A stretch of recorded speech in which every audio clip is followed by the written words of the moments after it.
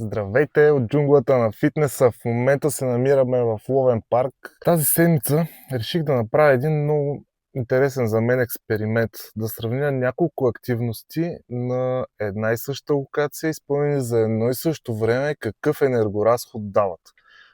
Различни типове активности. Точните показатели измервам с моя часовник, като за целта съм измерил в различни дни. Един ден ходене, нормална разходка в парка. Друг ден тичане. На третия ден измерих комбинация от напади и ходене, което даде много добър резултат. И днес ми предстои да измеря комбинация от напади и тичане. И затова ми е доста интересно да видим какъв резултат ще получа. Предстои да разберем. С моят помощник ще изследваме и това. В деня с разходка имаме 325 калории. В деня, в който тичах в парка, имам 404 калории. А в деня, и най-интересното до момента, в деня, в който направих напади в комбинация с ходене, имам 590 калории. Вълнувам се сега да разберем колко всъщност ще изгоря и от напади в комбинация с тичане. Така, сега, какво значи комбинация от напад и ходене или комбинация от напад и тичане? Това значи, че първо изпълняваме упражненията, нападите, а след това преминаваме към разходката или тичането.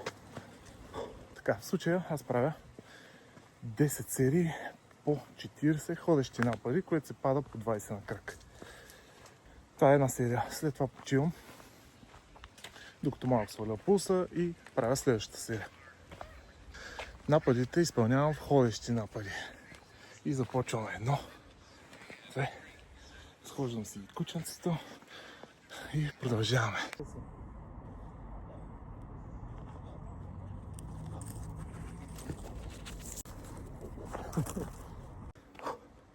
Това са 400 напада. Но вие може да започнете с по-малко, спрямо възможностите. Като начало бих препоръчал за старт 4 серии по 20 ходещи напада, които са 10 на крак. Това е едно добро начало. Комбинация с 30 на минути разходка или тичане след това би дал супер резултат. Пак припомням, нападите са ходещи. Тоест, вече половината от разстоянието го преминах, както и времето. 30 минути са минали, приключих се всички напади. 400 напада, 10 серии по 40. И сега, километър и половина в напади и ходене на почивките между сериите. Оставям още километър и половина за тичане. До момента сме над 2500 крачки. Калориите бяха над 200. До момента. И така, приключихме експеримента и заключението ми ще ви шокира. Аз също останах шокиран. Какво се оказа накрая? Оказва се, че всъщност когато съм правил замерването ходене плюс напади, въобще не е било реалистично. Така че ще трябва да го повторя. Явно съм изминал по-дълго разстояние, може би. И затова калориите са толкова завишени.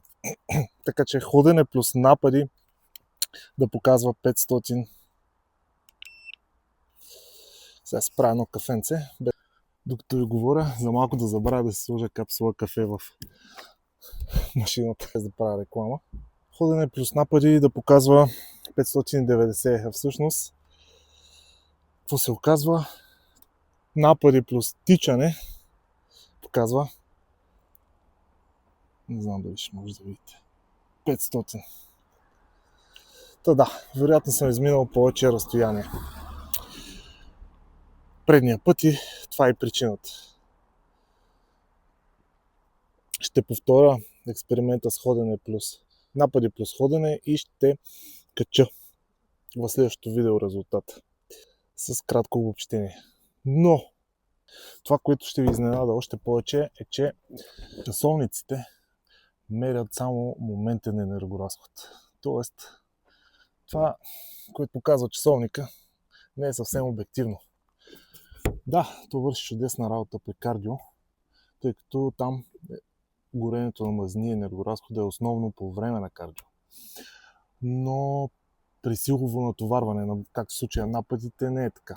Възстановяването и метаболизма се поддържа забързан до 48 часа, дори 72 часа след това, в периода на адаптация. Така че хубаво е да следим този мониторинг, но той не дава пълната картинка. Скоро!